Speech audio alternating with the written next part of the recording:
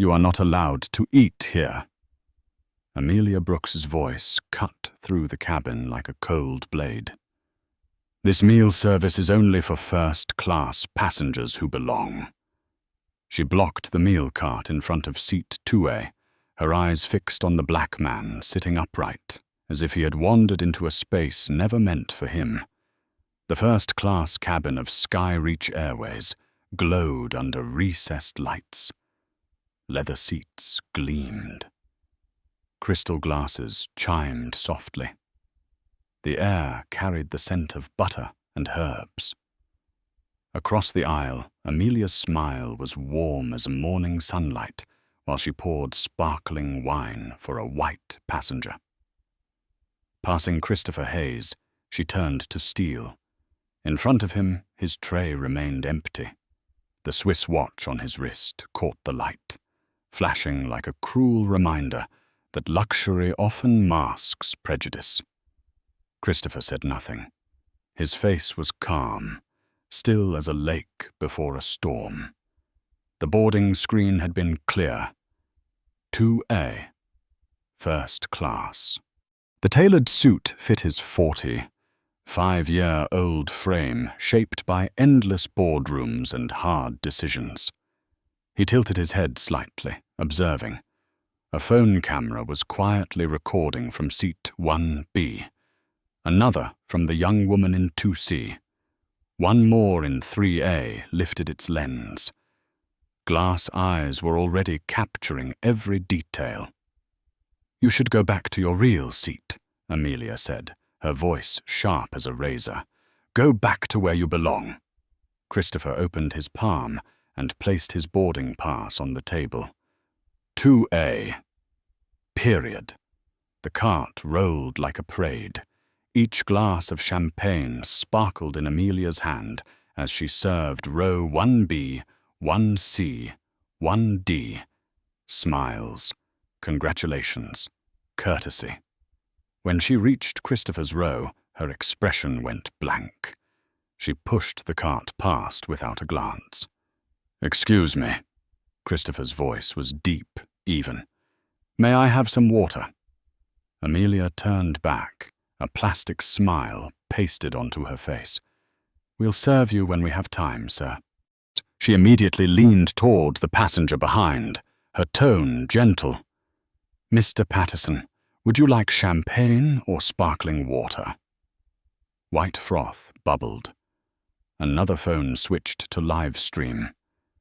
3 minutes, 5, 10. Anger had not yet erupted, but it simmered. In Christopher's mind, a different clock ticked, gathering data, words, tone, service order, glances, silent complicity. He could feel something ancient stirring beneath the polished surface, a weight he had carried all his life, one that never frightened him, only exhausted him. 30 minutes later, Victor Malone appeared. Tall, lean, his salt and pepper hair neatly combed, a clipboard in hand like a shield legitimizing insult. He leaned toward Amelia, both glancing at Christopher as though assessing a risk. "Sir," Victor began, nasal and curt, "we need to verify your ticket and identification. There have been system irregularities today." Christopher folded the Financial Times, setting it down so gently the paper didn't rustle. "Just me, correct?" "It's procedure," Victor replied. Christopher handed over his boarding pass. Then his eye to the name matched the name. The ticket matched the seat. Victor frowned as though reading hieroglyphs. "And the credit card used for payment?" The cabin was so silent the fizz of champagne could be heard. No one else had been asked for this all flight. Christopher drew out a black Centurion card, the cool metal resting calmly in his hand. A hushed gasp broke from seat 1B. In 3A, the live stream surged past 1,500 viewers. Victor held the card as if it were suspicious. "This will take a few minutes to verify," he muttered, disappearing into the cockpit as though at 35,000 feet there was a machine to validate dignity. Christopher leaned back, relaxing his shoulders, not because he surrendered, but because he chose to. The girl in 2C whispered while recording vertically, "They're not serving him." Comments flooded. "What airline is this? This is going viral. Where's a lawyer?" Angry emojis poured down like rain. 22 minutes later, Victor returned, lips pressed in half-truth, half-performance. "Sir, the card has been verified." It sounded like swallowing disappointment. "Good," Christopher replied. "Now may I have the meal I paid for?" Amelia slid forward. In her hands, an economy tray. Cold chicken sandwich, a crinkling bag of chips, a bruised apple. She placed it down with an air of charity. "This is what's available for you." The man in 1B burst out. "That's not what we were served." Amelia narrowed her eyes. "Sir, please don't interfere with procedure." The live stream exploded. 4,000 viewers. The crowd's anger pressed against the aircraft windows, making them hum. Christopher looked at the tray, then at Amelia. A vein pulsed twice at his temple, then stilled. He lifted the water cup, setting it down as if stamping a file already half complete. 20 more minutes passed. The service cart rattled again. Amelia returned, face taut as a wire. "Are you eating or not? I need to clear the tray." "I paid $1,247 for first class." Christopher spoke slowly, each word dropping like steel marbles. "I want the meal I paid for. This is what is available to you now." Amelia's cheeks flushed. Her eyes fixed on the camera pointed her way. "If you continue to cause trouble, when we land, air marshals will be waiting. Is that what you want?" The words hung like a noose. 1B exhaled sharply. 2C gripped her phone. Someone in 3A muttered, "Oh, God." A line had just been crossed. Christopher unlocked the leather briefcase at his feet. The cabin was so quiet, even the metallic click echoed. His fingers brushed the edge of thick documents, embossed headers, cold raised seals. He closed it again. Not yet. He looked up, voice soft. "I understand." Live stream. 8,000. Amelia's face flickered half a second, as if she heard thunder before lightning struck. She stepped back, spine stiffening. "First-class lavatory is out of order," she announced as Christopher rose. "You may use the one in the back." The door before him glowed green, vacant. 3 passengers saw. 2 recorded. 1 swore aloud. 2 minutes later, a white passenger strolled past Christopher, took a glass of wine from Amelia, and entered that same lavatory. No one stopped him. No one said broken. No one saw a problem. In 3A, the live streamer's hands shook. "Guys, this is insane. They're lying to our faces." Viewers surged past 15,000. Victor returned, this time flanked by 2 figures in blue, one bearing a captain's bars. The man had not introduced himself, but authority to command the skies sat on his shoulders. At that distance, one nod could tilt the entire balance. "Sir," Victor began, straining against his own irritation, "we've received complaints that you are being disruptive. For the comfort of all passengers, perhaps we can arrange more suitable seating." "Premium economy," Amelia cut in quickly. "We'll refund the difference."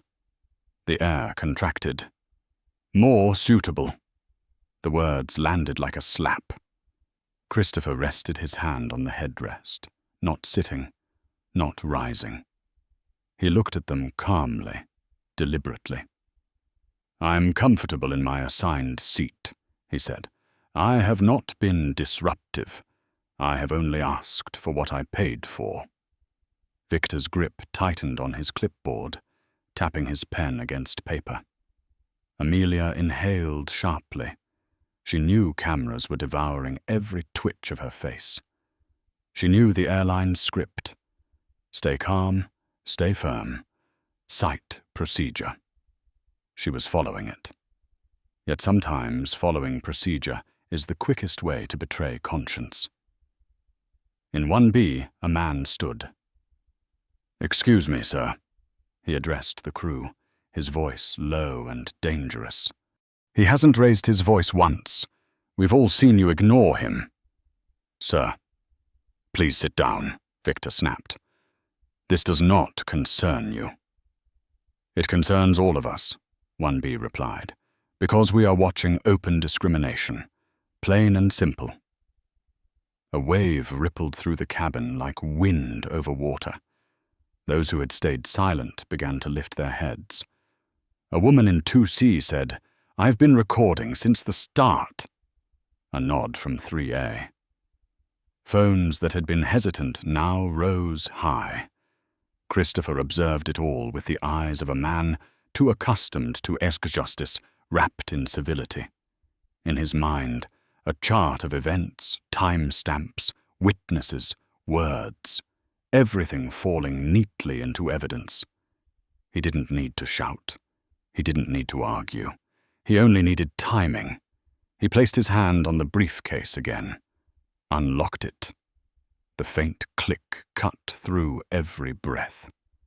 Documents lined up like a silent battalion, embossed letters, board reports, ID badges bearing Sky Reach's blue and gold. His finger rested on one sheet with a golden border. He paused.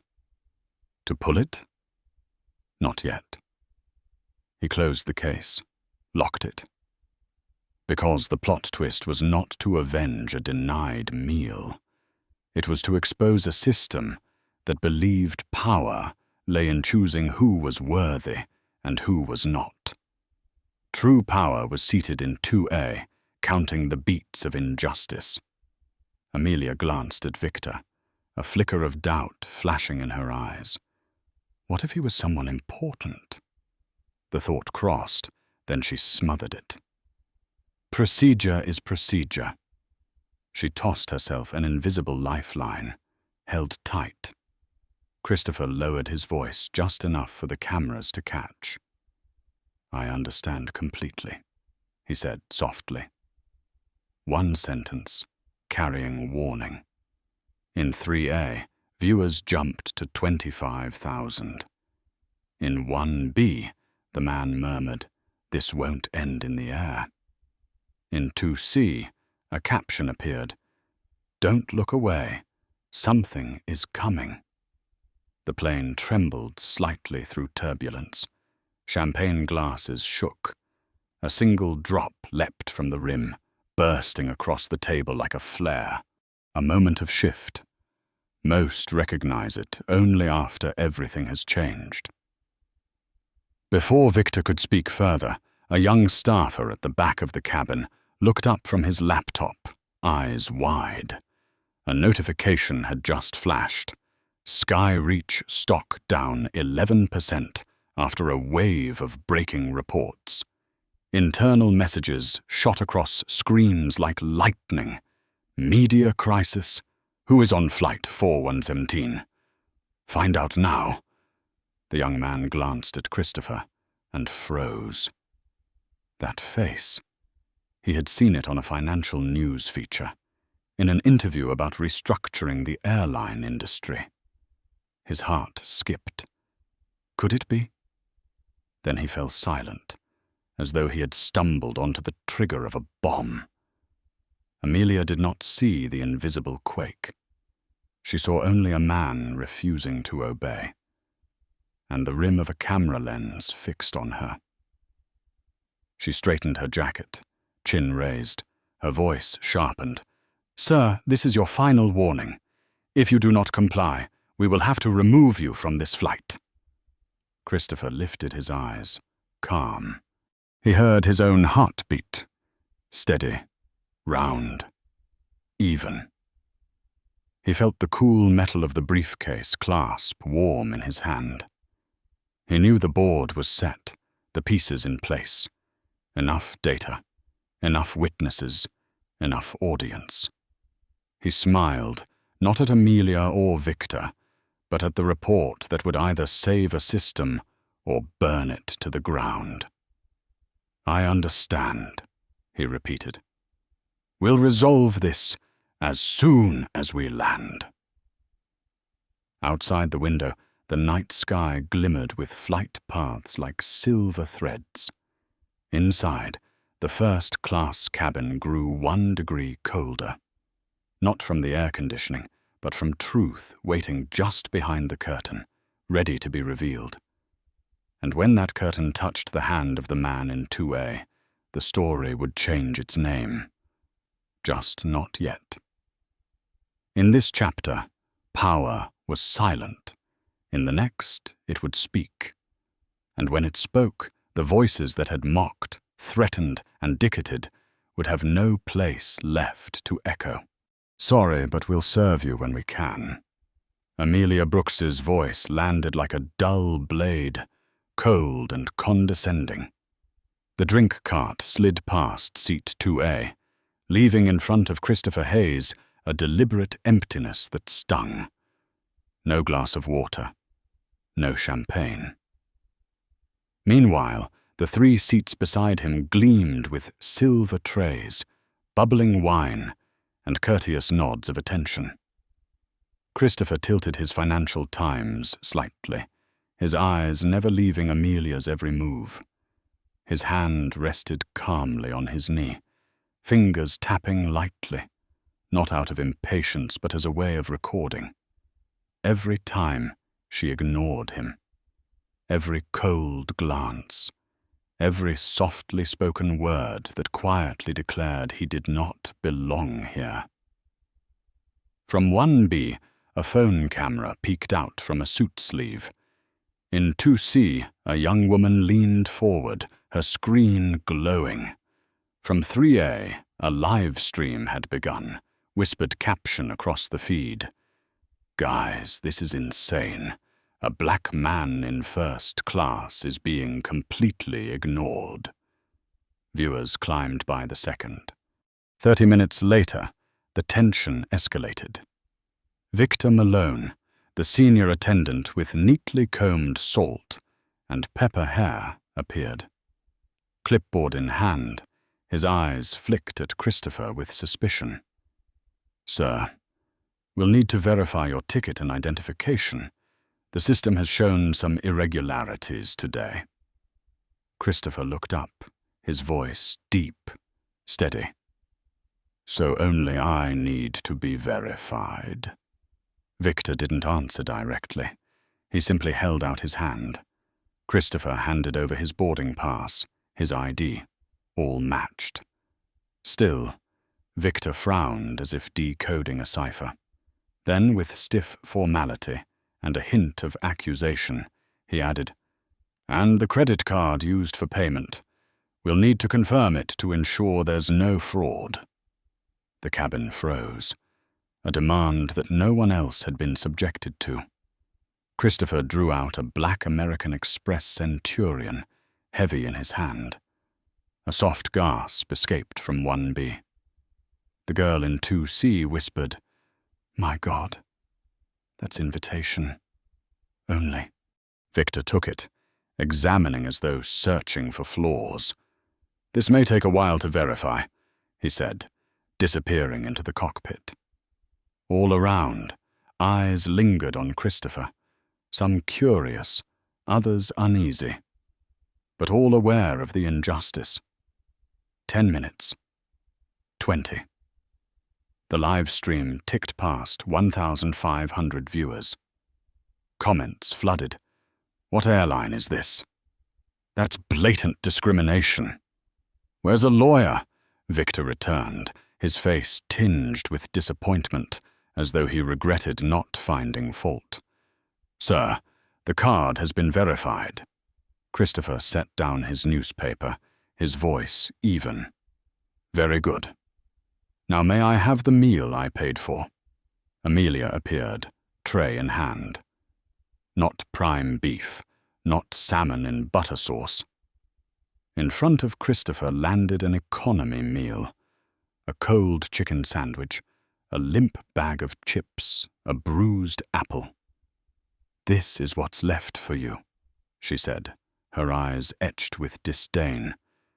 The man in 1B shot up. Excuse me, but this is not what we were served.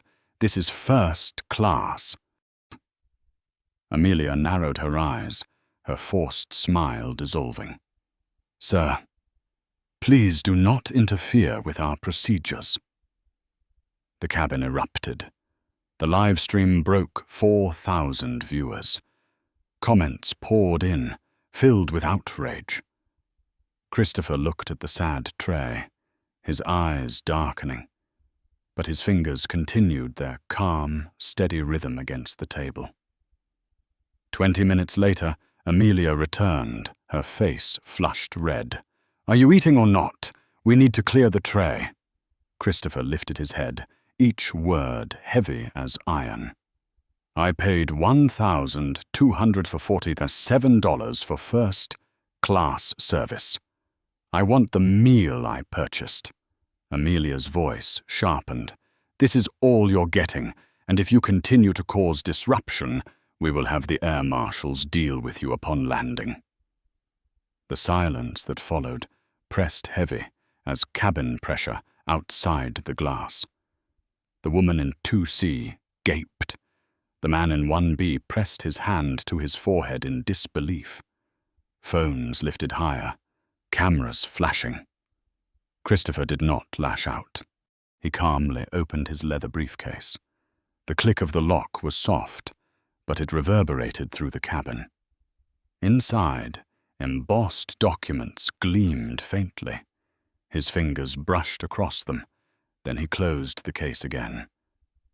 Not yet. He looked up, voice quiet but weighted. I understand completely. 4 words. Enough to make Amelia's face falter for half a beat. The live stream surged past 8,000. Comments streamed. Something's about to happen. He's not just any man. Christopher rose, politely asking to use the first-class restroom. Amelia blocked his way, her smile cold. Sorry, this restroom is out of order. Please use the one in the back. The restroom door in front of him glowed green, vacant. Everyone saw it.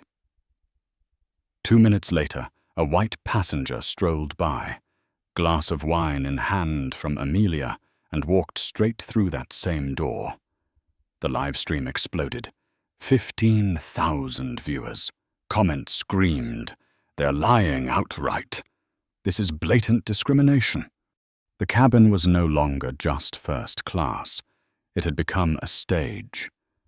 And every word, every gesture, every act of bias was now broadcast live to thousands, soon tens of thousands. Christopher sat back down, composed, as though everything was proceeding according to plan. In his mind, each of these events was just another piece of a larger puzzle. And he knew with certainty, once the puzzle was complete, it would decide the fate of the entire airline. The meal cart rolled out again, but this time it felt like a carriage carrying prejudice. The aroma of roasted salmon, tender filet mignon, and truffle pasta filled the air as plates were set before every first-class passenger, except Christopher Hayes. The tray in front of him remained empty, as though seat 2A were nothing more than a void. Christopher looked up, his voice deep and steady. Excuse me, It seems you've missed my tray. A young attendant glanced at the list. His eyes swept over Christopher, then away as though he were invisible. He continued serving salmon to the row behind. Christopher repeated, this time more firmly. "Excuse me. My meal?" The attendant pretended not to hear. The scent of butter spread through the air.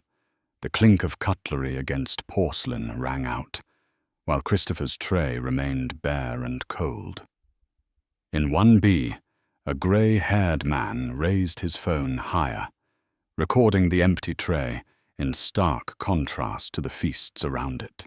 He muttered, low but clear enough for the microphone to catch. "Unbelievable." In 2C, a young woman whispered, "They're deliberately ignoring him." The cabin shifted. A strange silence, tight as a drawn string, settled over the room.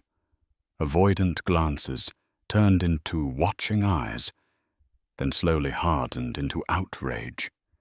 And in the small frame of an iPhone, it was all being streamed live to thousands.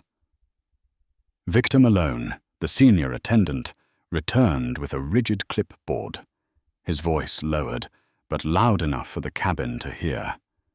"Sir, we need to verify your ticket and identification. Just a procedure." Christopher set down his paper, his gaze darkening. "Is there an issue with my seat?" "No, just verification." Christopher handed over his boarding pass. "Clear. First class, seat 2A. He handed over his ID, name, date of birth, all matched perfectly. Yet Victor frowned as though examining a counterfeit. "We'll also need the credit card used for payment." The words fell like a hammer. The cabin froze. No one else had been asked this. Christopher drew out a black American Express Centurion, its cool metal reflecting the cabin light. Murmurs broke out. The man in 1B nearly exclaimed, "An invitation, only card. He's a top-tier client." Victor took it, his face betraying frustration at finding no flaw. He hurried into the cockpit, as though the skies outside contained a scanner for dignity. 22 minutes passed, enough for the live stream to explode, 1,500 viewers, then 4,000, then more. Comments flooded in. "What airline is this? They're blatantly discriminating." "A lawyer is going to take this," Victor returned, his voice heavy with disappointment. "Sir, your card has been verified." Christopher gave a faint smile. "Good. Now may I have the meal I paid for?" Amelia returned, placing a tray before him. Not filet mignon, not salmon. Just a pitiful economy meal, a cold sandwich, a limp bag of chips, a bruised apple. "This is what's left for you," she said, her tone laced with contempt. The man in 1B stood up sharply. "This looks nothing like what we were served. This is supposed to be first class." Amelia's grip tightened on the cart handle, her smile gone. "Sir, please don't interfere with our procedures." The livestream surged past 8,000 viewers. Comments poured in. "Clear discrimination." "This will hit the news for sure." Christopher fixed his gaze on Amelia, his voice low but resonant. "I paid over $1,200 for this seat. I want the meal I purchased." Amelia's cheeks burned red. "This is all you're getting. And if you continue to cause trouble, we will have to call air marshals upon landing." The threat landed in the cabin like a verdict. The woman in 2C gasped, her hands trembling as she held her phone. The man in 1B breathed hard, his eyes glaring at the crew. Christopher did not flinch. Slowly, He opened the leather briefcase at his side, his fingers brushing documents embossed with official seals. Then he closed it again. Not yet. He looked up, offering a cold smile. "I understand completely." Amelia stepped back. In that instant, her sneer fractured into a flicker of hesitation. The live stream exploded to 15,000 viewers. Comments flew. "There's something different about him." "A plot twist is coming." Christopher rose, politely asking to use the first-class restroom. Amelia blocked his way, her voice sharp as a knife. "Sorry, this restroom is out of order. Please use the one in the back." The door in front of him glowed green, vacant. 3 passengers saw, 2 filmed. 1 shook his head in disbelief. 2 minutes later, a white businessman strolled by, laughed with Amelia, took a glass of wine from her, and walked straight into that same restroom. The cabin fell silent. The live stream erupted to 25,000 viewers. Furious comments filled the screen. "They're lying outright." The truth is right here. At that moment, Victor Malone returned, this time accompanied by Captain Edward Reynolds. They approached like uniformed officers, faces stern, eyes dripping authority. "Sir," Edward said, his voice cold, "we've received reports that you are being disruptive. For the comfort of other passengers, we will reassign you to a more suitable seat." Christopher arched a brow. "And that would be—" "Premium economy," Victor interjected. "We'll refund the difference." The proposal struck like a slap, a public insult. Christopher's response rang out, each word firm as steel. "I am comfortable in the seat I was assigned. I have not been disruptive. I am only asking for what I paid for." The man in 1B stood. "Excuse me, Captain, but this gentleman has done nothing wrong. We've all seen you ignore him." "Sir, please sit down," Victor snapped. "No. This concerns all of us. You've refused him service, questioned his documents, and threatened arrest. This is blatant discrimination." The cabin stirred, a ripple of agreement. Phones rose higher. Eyes no longer looked away. In 3A, the live stream shot up to 40,000 viewers. News outlets began tagging the moment as breaking. And Christopher, he remained calm. His eyes narrowed slightly, as though the dataset was now complete. He folded his newspaper, reached for his briefcase again. This time, his hand did not retreat. The truth had waited long enough. The cabin held its breath. And outside, the world was already watching, waiting for what came next. The first-class cabin sank into a suffocating silence.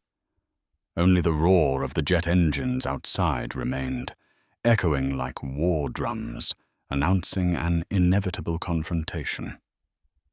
Christopher Hayes sat still in seat 2A, his hand resting on his leather briefcase, his fingers tapping slowly as if setting the rhythm of every heart in the cabin.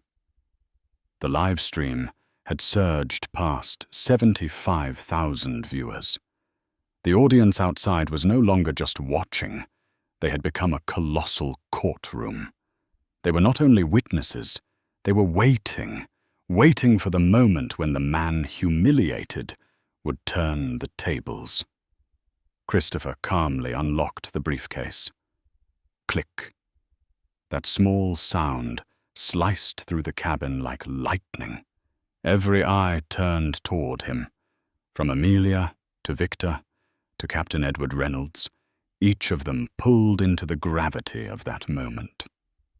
Inside the case, neatly stacked documents, thick pages embossed with the Skyreach logo, red seals pressed deep into paper.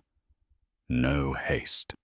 He slowly drew out a single sheet with golden trim, the Sky Reach Airways logo shining boldly at the top.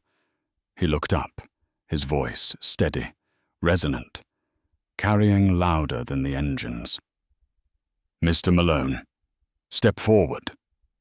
Victor frowned, ready to object, but Christopher's eyes, calm, commanding, immovable, pulled him forward against his own will.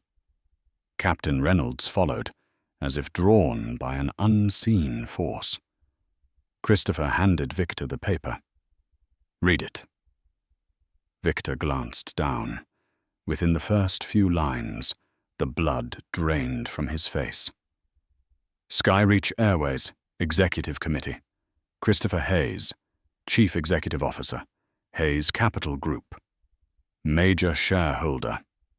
34% equity in Skyreach Airways." Victor froze. His hands shook so badly the paper slipped and nearly fell to the floor. He looked up, wide-eyed, lips trembling without words. Christopher did not pause. He drew out a small badge, a special employee ID, blue and gold, the words clear. Christopher Hayes, CEO, Hayes Capital Group. He rose to his feet, his voice deep and deliberate. "Allow me to reintroduce myself. I am Christopher Hayes. I hold 34% of this airline. I am the CEO of the parent company you serve." His words detonated through the sealed cabin. Amelia stood so stunned the crystal glass slipped from her hand, shattering across the floor. Captain Reynolds, a man accustomed to commanding hundreds of passengers, turned pale as chalk. The live stream leapt from 75,000 to 120,000 in just 30 seconds. Comments poured like a flood. "He really is the CEO. Plot twist of the century. They're finished." Christopher showed no anger. He pulled out another bundle, board meeting minutes, and dropped them heavily onto the table. "We approved $2.8 million for anti-bias training, a zero-tolerance policy, no exceptions for discrimination. And here, in this very cabin, you have turned that promise into nothing but empty words." Each sentence landed like a blade, cutting through every excuse. In the past 6 months, this airline has logged 247 discrimination complaints. Last quarter alone, we lost $3.2 million in settlements. And today, you dared to disregard that policy. Before hundreds of witnesses, before hundreds of thousands watching live. Amelia shook, her face drained of color, stumbling back a step. "Sir, I didn't know." Christopher's voice cut sharp as ice. "That is the problem, Ms. Brooks. Respect for passengers cannot change depending on whether you know who they are. Human dignity is not a gift for you to grant." In 1B, the businessman nodded furiously, whispering, "That's exactly right." In 2C, the young woman broke into tears, her live stream still rolling, the audience already past 150,000. Captain Reynolds tried to steady his voice. "Hayes, perhaps we can resolve this internally." Christopher cut him off, his eyes flashing like steel. "Mr. Reynolds, when this has already been broadcast live to half the nation, there is no such thing as internal. The evidence is right here. Data, witnesses, video. And your company's stock has already dropped 11% in a single hour." He raised his phone, the screen glowing with alerts. Breaking news, stock plunges, a flood of complaints. This is no longer a minor mistake. This is a crisis." The cabin was silent, absolute. Even the clinking of cutlery had vanished. Those who once looked away now fixed their eyes on him. No longer suspicion, only respect and fear. Christopher calmly returned the documents to his case, then turned toward Amelia, Victor, and Reynolds. "You have just written the final chapter of your careers." He sat down again, crossing his legs, his voice echoing like a verdict. "And we will resolve this the moment this plane lands." The air in the first-class cabin was so thick that every breath felt like a blade cutting into the chest. All eyes remained fixed on Christopher Hayes, no longer just a passenger who had been scorned, but the man who now held the power to decide the very fate of this airline. The live stream had surged past 180,000 viewers. Comments poured in like a storm. "He really is the CEO. This will be the biggest discrimination case in aviation history. Fire them on the spot." Christopher calmly opened his leather briefcase once more. The click of the lock struck like a hammer on the destiny of the three trembling before him. From within, he drew out a stack of heavy ivory paper, golden edges gleaming, each sheet stamped with a bright red embossed seal. Termination notices. He laid them down on the tray table one by one, his voice low but resonant, echoing through the cabin like a judge's verdict. Amelia Brooks, flight attendant, refused service, fabricated procedures, lied about lavatory access, and threatened to call air marshals against a valid passenger. The evidence is on live stream. You are terminated immediately, with no severance, your record marked for discrimination. Amelia collapsed to her knees, tears streaming, her hands trembling as they clutched the seat. "Please, I still have tuition to pay. My mother is sick." Christopher's gaze was steady, his tone as cold as steel. "You had the chance to consider the consequences when you chose to disregard human dignity. I will not allow anyone in this system to believe that dignity is negotiable." He turned to Victor Malone, the senior attendant. "Victor Malone, instead of stopping your subordinate's misconduct, you compounded it. You demanded unnecessary documents and a credit card, prolonging public humiliation. After 20 years of service, you should understand that experience means nothing if you cannot respect a customer. You are terminated, and your pension is revoked." Victor slumped into his seat, clutching his clipboard as if it were the last note of a song gone off key. "Please, I've given my life to this airline. My family, I have 3 children in college." Christopher tilted his head, his words deliberate, each one carving deeper. "Then why today did you choose to trample dignity instead of leading by example? My duty is to protect every passenger, not the career of a man who forgot why he began." Finally, his eyes locked onto the captain. "Edward Reynolds, you held ultimate authority on this flight, but instead of using it to uphold justice, you used it to threaten me with demotion to a lower-class seat, even removal from the flight. You betrayed your oath and the company's zero-tolerance policy. Effective immediately, your pilot's license will be revoked and your contract terminated." Edward stood frozen like stone, his weathered face now pale. "Miss Hayes, I was only following the reports from my crew. Christopher raised a hand, silencing him. "As captain, you do not have the right to shift blame. The greater the power, the heavier the responsibility. And you failed." The cabin was silent, broken only by Amelia's sobs. Victor's ragged breathing, and Edward's hollow stare. Christopher continued, his voice tolling like a funeral bell.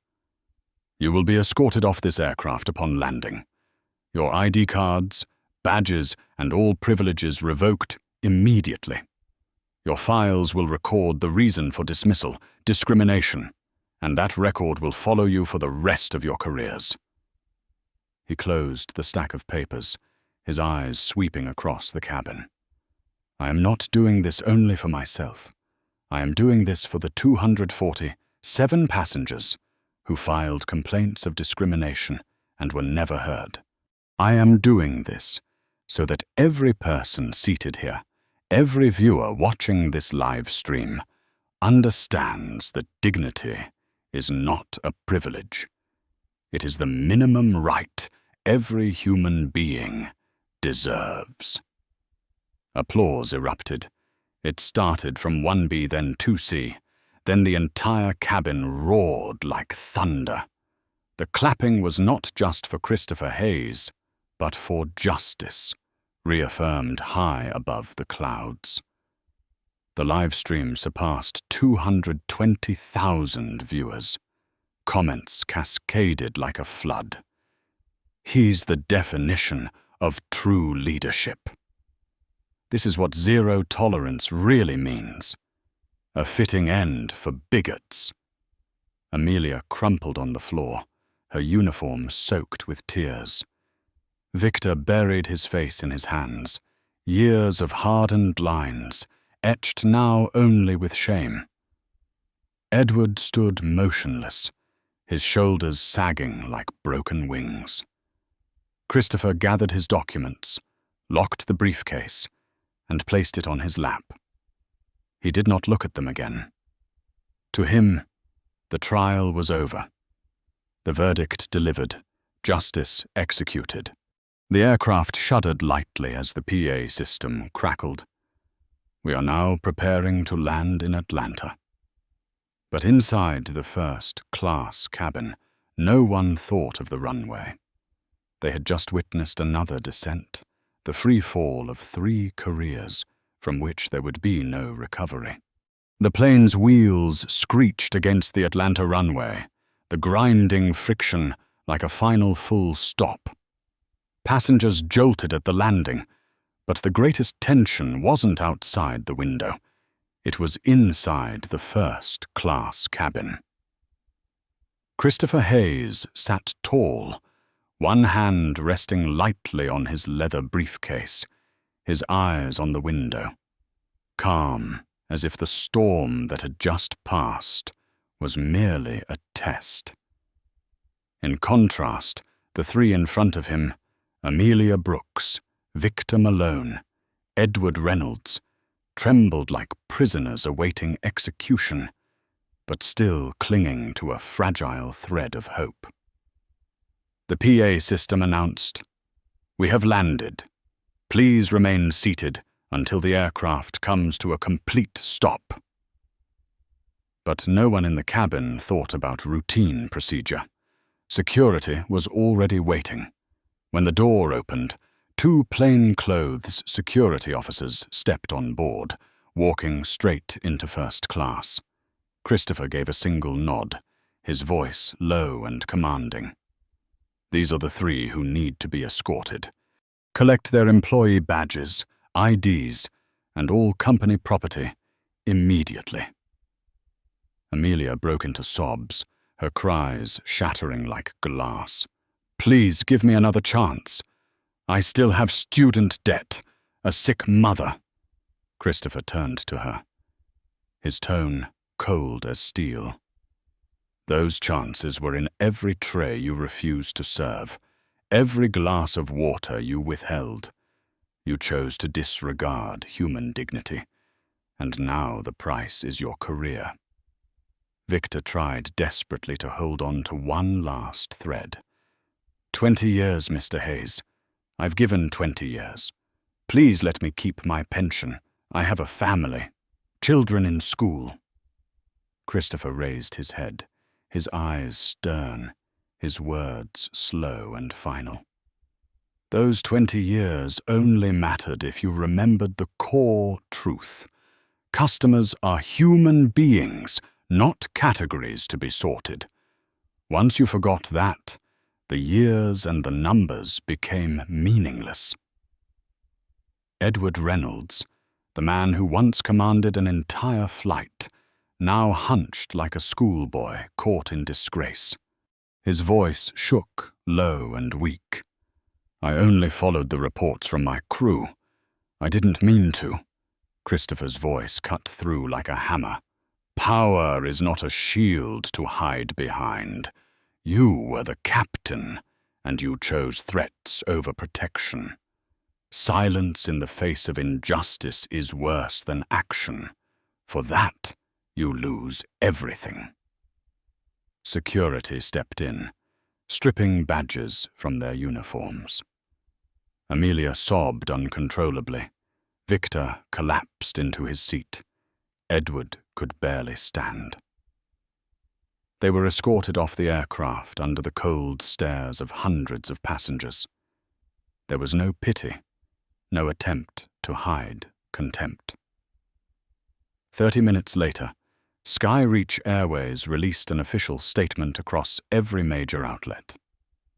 3 employees, a captain, a senior attendant, and a flight attendant, have been terminated immediately following a serious incident of discrimination aboard Flight 4117. We uphold our zero-tolerance policy, no exceptions for any act of prejudice. All privileges of the 3 individuals are revoked. The matter is under further review by the disciplinary board. Stock continued to plummet, dropping another 11% by afternoon. Headlines erupted worldwide. CEO denied service on his own airline. Discrimination at 35,000 feet. Instant consequences.